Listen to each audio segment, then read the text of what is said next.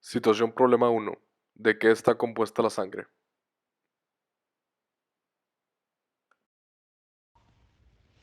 Características y componentes de la sangre. Componentes de la sangre. Como podemos ver en esa imagen, una vez sacada una muestra de sangre podemos ver esa cantidad de plasma, glóbulos blancos y plaquetas y glóbulos rojos. El cuerpo humano en promedio tiene 5 litros de sangre. Los componentes del plasma sería un 90% de agua, 5% de sales y 5% de enzimas y proteínas, las que cabe recalcar: fibrinógeno, globulinas, albúmina y factores de coagulación y complementos, los cuales vamos a explicar adelante. Componentes celular de la sangre. Tenemos proteínas, nutrientes, desechos y gases y electrolitos. Las proteínas, albúmina, globulinas, fibrinógeno y hormonas, como dijimos anteriormente. Los nutrientes, vitaminas, lípidos, glucosa y aminoácidos. Electrolitos, resalta el sodio, potasio y calcio. Y en desechos y gases, desechos nitrogenados, dióxido de carbono y oxígeno, claramente. Hablando específicamente de cada una, tenemos albúmina, que es producida en el hígado, mantiene presión osmótica y transporta algunas sustancias. Las sustancias hidrofóbicas transportadas por esta son la bilirrubina, fármacos como sulfas y aspirina, hormonas esteroideas, metales como hierro y calcio. Después las globulinas, tenemos la alfa, la beta y la gamma. La alfa se caracteriza por el HDL, que es lipoproteína de alta densidad, la beta LDL, que es lipoproteína de baja densidad, y la gamma, que son anticuerpos producidos por plasmocitos. Fibrinógeno. El fibrinógeno tiene varias funciones en las cuales promueve la coagulación, es esencial para la formación del coágulo y es producida en el hígado. Componente celular. En esta imagen podemos ver claramente cada uno de los componentes que se ven ahí, que es eritrocitos, neutrófilos, monocitos, son eosinófilos, basófilos, plaquetas, linfocitos, glóbulos blancos y plasma, los cuales vamos a seguir describiendo adelante. Ok, eritrocitos son los encargados del transporte de oxígeno a los tejidos, intercambio de gases y el equilibrio del pH. Sus características son bicóncavos, miden de 6 a 8 micrómetros y tienen ausencia de núcleo. Leucocitos se dividen en dos: granulocitos y agranulocitos. Los granulocitos son los neutrófilos, eosinófilos y los basófilos. Y entre los agranulocitos están los linfocitos y los monocitos. Después tenemos los neutrófilos, basófilos y eosinófilos, que son los que mencionamos ahorita. Los neutrófilos son la primera fila de defensa frente a infecciones y tienen la inmunidad innata. Los basófilos liberan sustancias en reacciones alérgicas y asma, como histamina, leucotrienos, serotonina y heparina. Y los son eosinófilos, son células rojizas anaranjadas, tienen un citoplasma granular y un núcleo bilobulado. Su función es elevación, la cual se denomina eosinofilia, como su nombre, y se presentan en reacciones alérgicas y en infecciones parasitarias. En su contenido de gránulos tiene la proteína básica mayor, peroxidasa, y la proteína catiónica. Linfocitos. Se dividen en linfocitos T, B y NK, los cuales vamos a ver adelante. Varían de tamaño, suelen tener el núcleo más grande que el citoplasma y en frotis es difícil identificar linaje. Luego tenemos los linfocitos T. Estos se diferencian por cúmulos de diferenciación mediante citometría de flujo. Los más comunes son CD4 y CD8 y son los encargados de la inmunidad celular. Después tenemos los linfocitos B, que son los encargados de la inmunidad humoral, tienen células de memoria y se transforman en células plasmáticas para producción de anticuerpos. Los monocitos, que son células que se encuentran circulando por el torrente sanguíneo hasta volverse células residentes en algún tejido. Se convertirán en macrófagos, células presentadoras de antígenos y núcleo arriñonado o en forma de frijol. Y por último, las plaquetas, que son fragmentos de células que tienen factores que contribuyen a la hemostasia. Su precursor está en la médula ósea y provienen de los megacariocitos. Desarrollo de la hematopoiesis. La hematopoiesis es el proceso de formación, desarrollo y maduración de los elementos formes de las células sanguíneas, como son los eritrocitos, los leucocitos y las plaquetas. Su origen ocurre desde el desarrollo fetal en los islotes sanguíneos del saco vitilino, para después desplazarse al hígado entre el tercer y cuarto mes de gestación, y finalmente pasa a la médula ósea. En el nacimiento, la hematopoiesis tiene lugar en los huesos de todo el esqueleto, pero cada vez se va restringiendo más a la médula de los huesos planos, de manera que en la pubertad se produce sobre todo en el esternón, las vértebras, los huesos ilíacos y las costillas.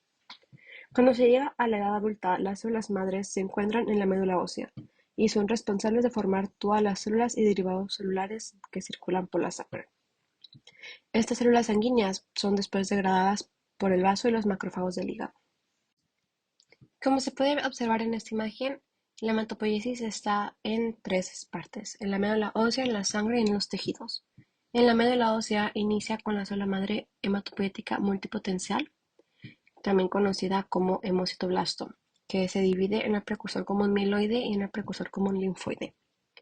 El precursor común mieloide después da el origen al megakardioblasto, que se deriva en plaquetas con la trombopoiesis, el proeritroblasto, que con la eritropoiesis da origen al eritrocito, al mastocito, al mieloblasto, que junto con la granulopoiesis da origen al basófilo, al neutrófilo y al eosinófilo.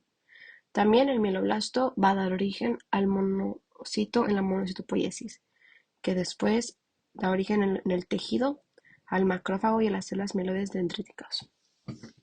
En el precursor común linfoide, da origen al linfoblasto y a la célula linfoide dendrítica. El linfoblasto llega a dar origen al plasmocito, a los linfocitos B, a los linfocitos T, junto con las células asesinas naturales, también conocidas como las linfocitos granular grande.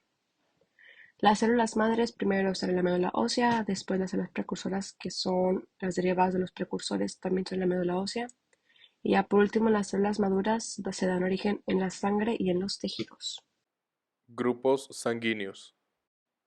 ¿Alguna vez te he preguntado qué es un grupo sanguíneo? Los grupos sanguíneos se definen como una clasificación de la sangre con base en las características de la membrana de glóbulos rojos y del suero de la sangre. En la superficie de los glóbulos rojos hay una sustancia que se llama antígenos de superficie y es propia de cada persona. Dependiendo de la combinación, existen 4 fenotipos principales: A, B, AB y O. Grupo ABO. El grupo ABO está basado en los antígenos llamados A y B, y obviamente la O. Las personas que solo muestran antígenos A son del grupo A y sucesivamente con el grupo B. Las personas que muestran antígenos del grupo B son del grupo B. Las personas que tienen ambos antígenos A y B son tipo A y B, y los que no presentan antígenos son tipo O. El plasma suele contener anticuerpos que reaccionan al entrar en contacto con otros tipos de sangre, como lo muestra aquí la tabla, al igual que será explicado con las transfusiones. Transfusiones. Esta tabla nos ayuda a entender un poco mejor cómo funcionan las transfusiones, ya que los antígenos y los anticuerpos no se pueden combinar. Asimismo, el grupo AB, como no contiene ningún anticuerpo de tipo anti-A y ninguno de anti-B, puede recibir de cualquier tipo de sangre, mientras que el grupo O, al no contener ningún antígeno, pero contiene los anticuerpos, puede recibir, puede donar a todos los tipos de sangre. La importancia de que una transfusión sea realizada por el grupo sanguíneo correcto yace en los antígenos, ya que al hacer una transfusión, los anticuerpos del paciente se unen con los antígenos del donador. Si no son compatibles, se genera una aglutinación y eso genera más adelante una hemólisis. Por último, hablando del grupo RH, este grupo se presenta con un antígeno clasificado D. Las personas cuya sangre la poseen se clasifica como el grupo RH positivo y las personas que lo carecen se genera como el grupo RH negativo. Algo gracioso de este grupo es que la primera detección de este grupo fue en monos. La biometría hemática es la medición de células y componentes sanguíneos. Esta tiene tres divisiones principales. La primera es la roja, que mide los eritrocitos. Estos se dividen en dos índices, el primario, que da origen al secundario.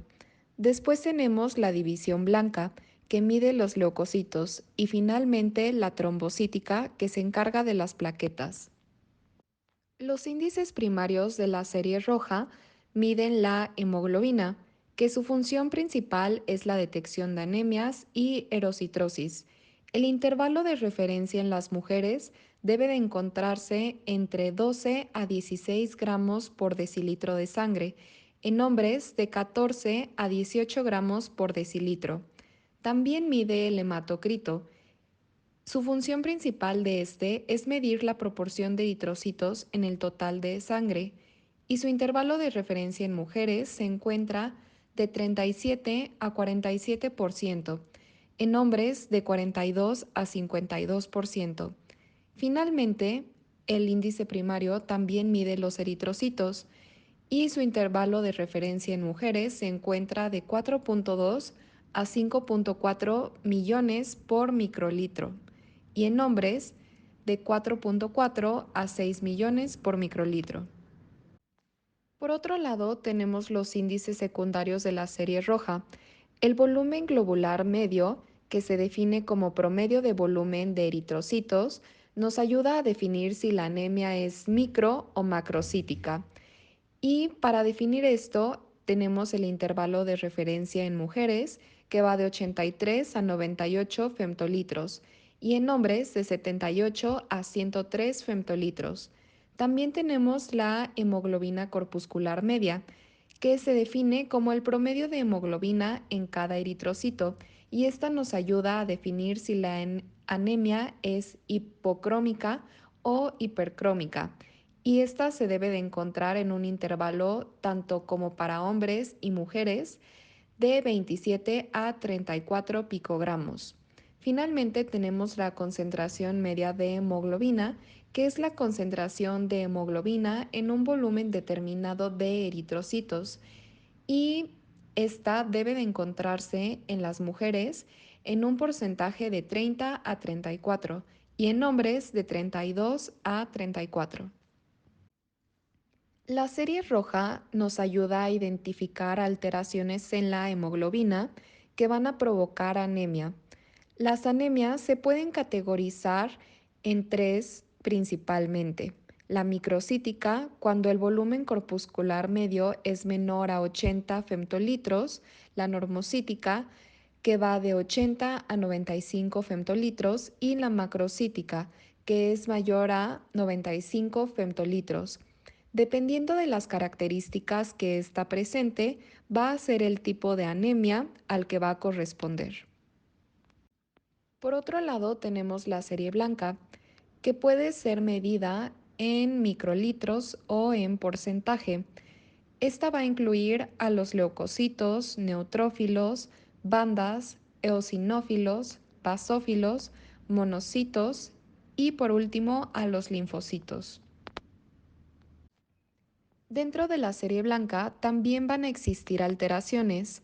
Las células pueden encontrarse tanto disminuidas como elevadas y para distinguir el nombre de las alteraciones se le va a agregar una terminación. Cuando están disminuidas se le va a agregar la terminación NIA y cuando están elevadas se le va a agregar la terminación CIS o LIA, como podemos ver en esta tabla con los nombres de las alteraciones. Finalmente está la serie trombocítica, que mide a las plaquetas con la función de detectar trombocitopenia o trombocitosis, y estas se miden en un intervalo de referencia de 150 a 500 microlitros. También está el volumen plaquetario medio, que su función se basa en la distribución de frecuencia de volúmenes plaquetarios en un intervalo de 8 a 12 femtolitros. Por último, estas son nuestras referencias.